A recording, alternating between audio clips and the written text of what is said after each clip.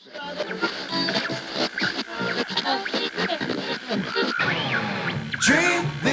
right, we're back. It's been a while. A lot longer than I thought. But been having a crisis of faith, been tested, and now I'm back. But that's a subject for another time. Tonight, I've ran across a couple of articles and been doing some thinking, and it has to deal with a question we all have. What is it that we want out of our life? What is it that we, want to do when we grow up as we are in our teen years? And what the current generation and probably the last couple generations want out of life is very, very sad. We'll put it that way. So let's get started here. I've got a couple articles. This one is from a documentary that's going to be presented on, I believe it's CBS. Yeah, CBS Reports, and it's called Chasing Fame. And as you can guess by now, that's what a lot of these kids want. They just want to be famous. Now, like I said, this is an article, so I'm not releasing any information that's not already out there, but Jiggy Turner is the most famous person in West Virginia, or at least he thinks he is. Quote, I mean, social media-wise, I'm the most famous, he said, but there's Steve Harvey. He's pretty famous, too. Now, the 16-year-old, says here, next paragraph, at 16, Turner amassed over 600,000 followers on the social media platform, TikTok.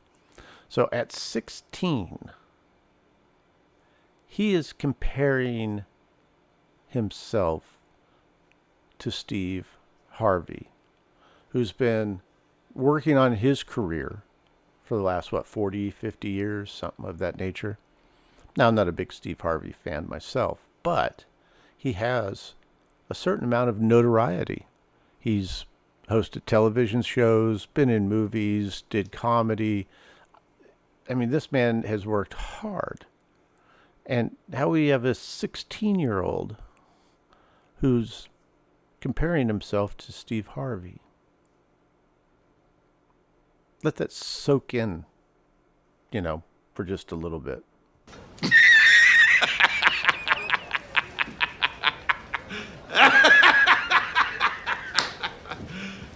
You serious? Yeah, I'm afraid he is. He's very serious about this. As we sort of continue here, and that's just in the last 2 years. His sudden popularity on the app has led him to lucrative brand deals and opportunities to act on screen. By all accounts, Turner is living the dream. Quote, every kid wants to be famous, he joked. Who wants to work a 9 to 5? Now, that's very disturbing in itself, because think about it. He's looking down on people that work a 9 to 5 style job. And that would, I'm assuming, include his parents. That 9 to 5 job, Jiggy, is what's made it possible for you to live the life that you have. That 9 to 5 job created TikTok. Okay, I know it's a Chinese company, but you get the point. All those 9 to 5 people is what's made your life possible.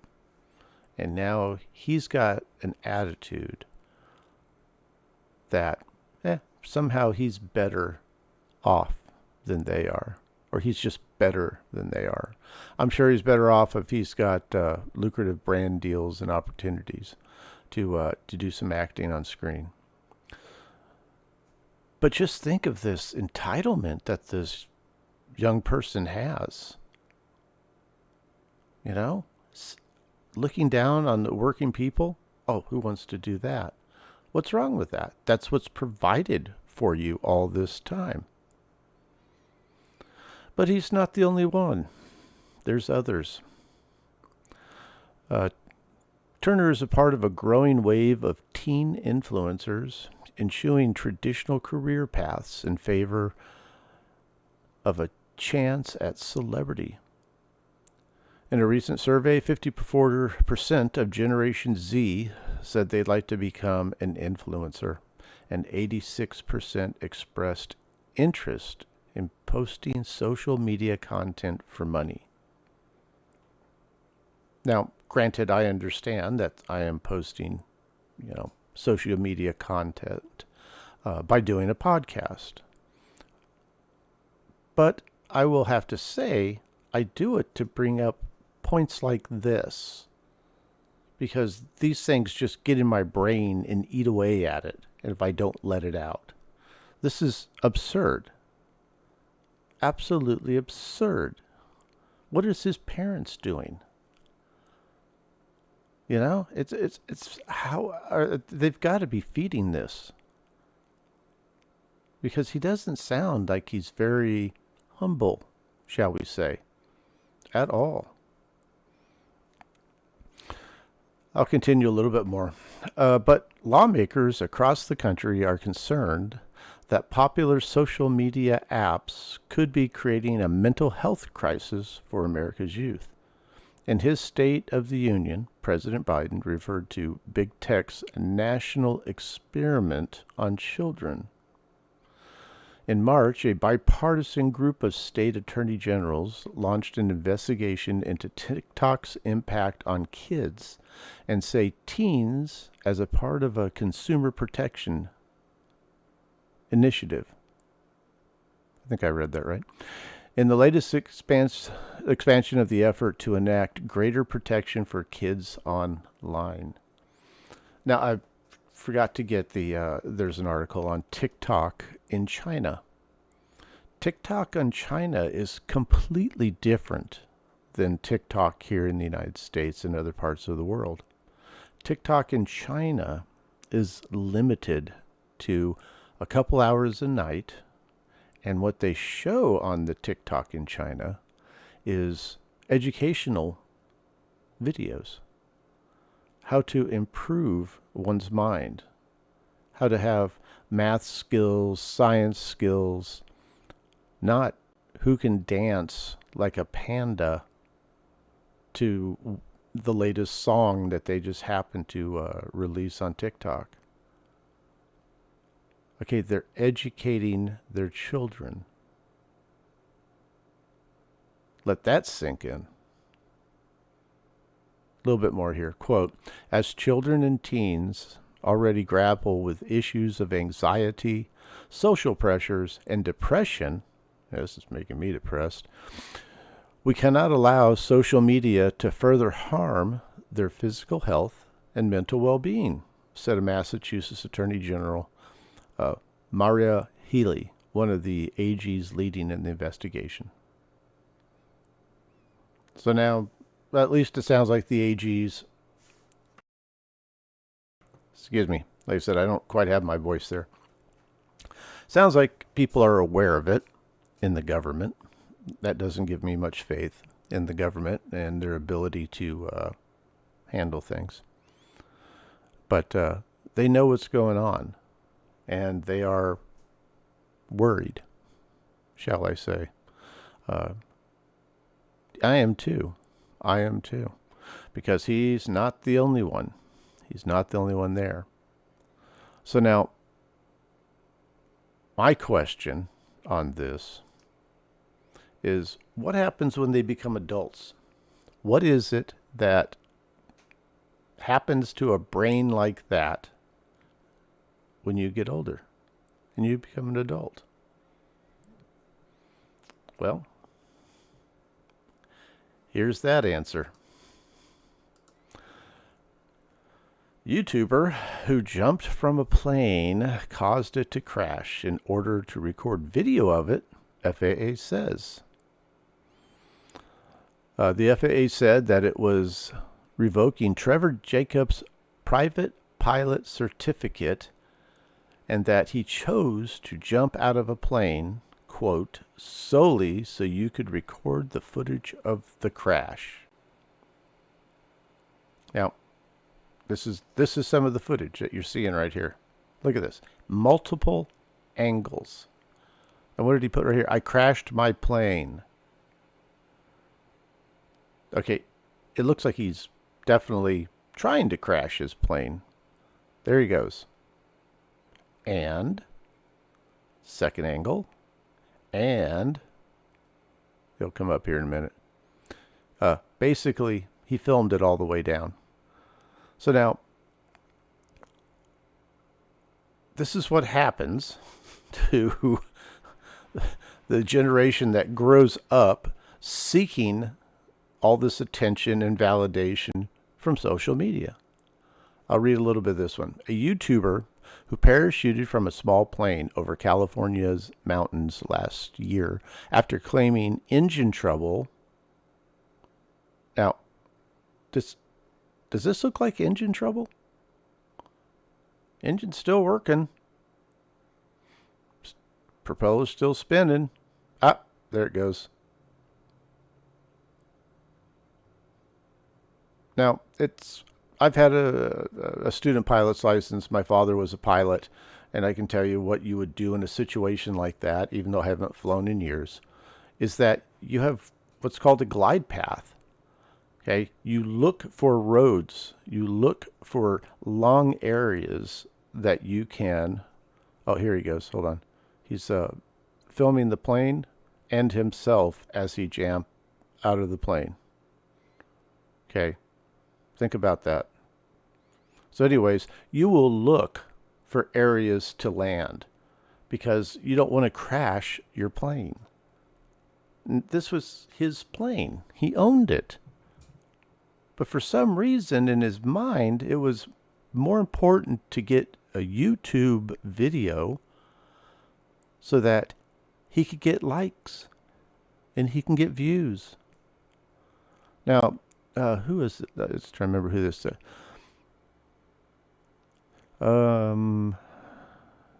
Jacob the pilot and sole occupant is flying a single-engine plane when the video appears to show the propeller stop spinning. Jacob makes his comment, several of which are bleeped, including one about the engine being out. Then the door... Oh, he then opens the door and jumps from the plane, recording himself falling and using a parachute. Cameras attached to the now empty aircraft show it crashing into the mountains.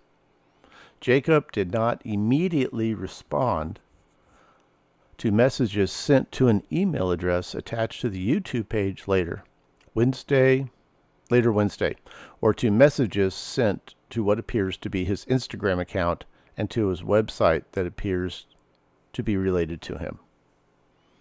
All right. Now, this guy's name is Trevor Jacob. He's a private pilot. He's licensed, okay, which has now been revoked. And what did Trevor used to do? He was trying out for the Olympics. It says here, he competed for Team USA in snowboarding at the 2014 Winter Olympics in Sochi, Russia, and came in 9th place in men's snowboard cross. Okay, so, and just before that, Jacob has advertised himself on his YouTube channel as an adventurer and an Olympic athlete and founder of an adventure-themed website. All right, so here is a guy that was trying out for the U.S. Olympic teams, didn't make it to the big show. Okay, so that probably gave him a real big letdown. He's used to being seen on television to some extent. Came in 9th place. He's had some accolades. He's had people who probably notice him. And then what happens as that notoriety wears off? Where is it that he's going to get his next dopamine, fix from all this? So he starts an adventure-themed website. And when that is not getting as much of attention and he needs more attention, then what's he got to do? Well, he's got to amp up his whole gig, right? He just has to go to the next level and the next level. Where does it stop? When is it enough? He's, in my opinion, not right in the head. In one way, I don't blame him, because he's brought up in this social media circus that we have, and he is addicted. Just like the other 16-year-olds will be, the other, TikTokers that are out there. What happens when you're no longer cute and people stop watching you? I mean, that's the reality of it. Fame, they talk about your 15 minutes of fame, and when that's over, that's over. There's no sustaining, there's no sustainability to any of this social media phenomena, I guess you can call it. Addiction is more what it's like. It's not sustainable. But yet, these kids are going after that instead of a 9 to 5 to where you could make a good, honest living. It's sustainable over time, depending on what you get into, right?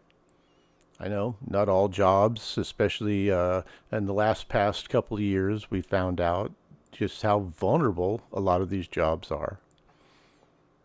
But this is what they are choosing, right? I remember back in the 80s and 90s, everybody wanted to be a rap star, Everybody wanted to have that hit album, and that was going to be it.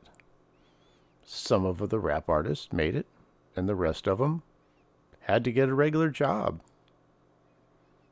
And nobody is telling these kids, hey, yeah, do this, but also work on having a second fallback position. Because when they're in their 20s and it starts to taper off, then what? Okay, then what? You're going to sit on mommy's and daddy's couch? What's going to happen after that point? Now, the guy with the airplane, he was fortunate that nobody got hurt.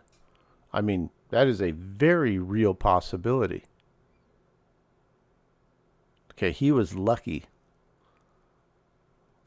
Because even he planned, let's just say he planned the whole thing. You still can't plan where that plane is going to go down. You can't plan who might have been in that area. Maybe there's some hikers, some campers. You don't know. But to him, it was an acceptable risk. I'm going to get some really cool views on this. I don't understand it. It makes my head want to explode. It really, really does. It's just amazing to me. All right. That's all I got for right now. So everybody have a good weekend. I'll get this out there. I put links in the description, and you can go check out the stories yourself. Let me know what you all think. Let me know in the comments, what do you think about this? And do you know anybody who does this kind of crap? And what's the solution? I would hope to be natural selection. They'll take themselves out, but it doesn't seem like it. This guy was thoughtful enough to have a parachute. Don't get me wrong on that. All right, everyone, have a good evening. Look up and be careful out there. You don't know who's going to be the next person coming at you. Later.